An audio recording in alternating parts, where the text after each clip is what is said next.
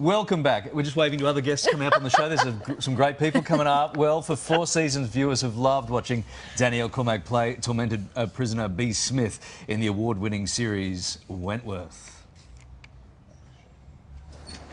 B. Smith? Yeah? I need you to come with me. Home sweet home, love. The panic button by the front door. Don't ever press it. But this month we were left shocked when the season finale involved a huge plot twist involving B. Beep, we've got an ambulance coming. Can you hear me?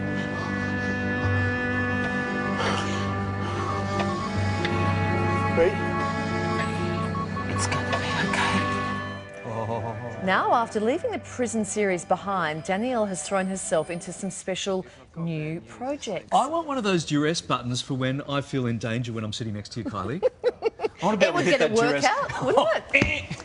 Danielle Cormack joins us live. We've made her feel very welcome this morning from across Good the other morning. side of the studio. This was a huge twist. What's the fan reaction been? Well, yeah, really overwhelming. Yeah. You know, Wentworth has a huge fan base, not just here, but in the States, in the UK. It's still showing in the UK at the moment, so you know, no spoilers. Yeah, the show is so loved, and the characters, and people are so invested in the show, and it's been a magnificent show to work on because of that.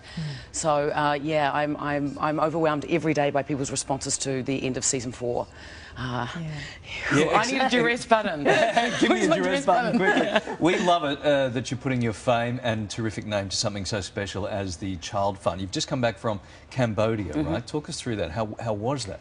It was amazing. I've done a lot of work with Child Fund over the years. I've been an ambassador for Child Fund New Zealand and Australia for a number of years now. I sponsor a child in Africa and also in Cambodia after having been there. So I was able to visit the rural villages and communities and speak with the chiefs.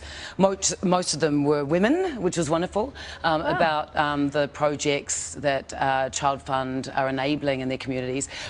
Clean water, most importantly, education for the children, sanitation, agriculture programs. So I was able to see firsthand what they're doing there, which was great. Why Child Fund? Why did you choose that one to become involved? Well, I actually have been sponsoring a child for a number of years, and they approached me. I think they went, "Oh, hello, that looks like a name that we know." And so, you know, I had already investigated their organisation before I sponsored a child, and then I jumped on board willingly because I've seen the work that they've done just through sponsoring a child, and then when I was able to travel overseas with them and to see what they actually do and speak firsthand to the kids. Most importantly, you know, the vulnerable children who don't have the privileges that a lot of our kids have here.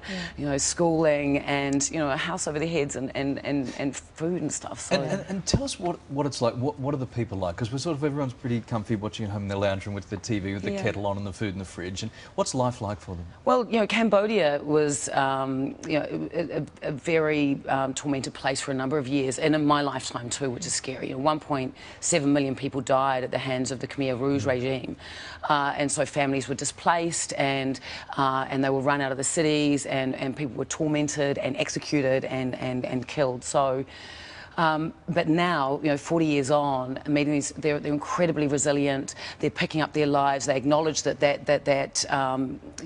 crisis is part of their country's fabric, but they're really, they're really resilient, and they're very positive about what they're doing. And so, the thing is, going to these countries, I never see it as a tourist, like Vietnam, Cambodia. I've gone there and gone to small rural areas where, it's the spirit of people that become the most beautiful part of the country. Gorgeous. Yeah. Just before we say goodbye, fried tarantula. I'm so scared I can't even say it. Did you eat it? Well, I was offered a fried tarantula. I'd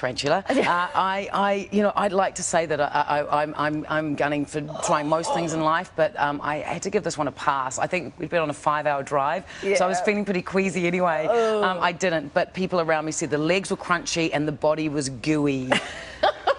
B would have eaten it.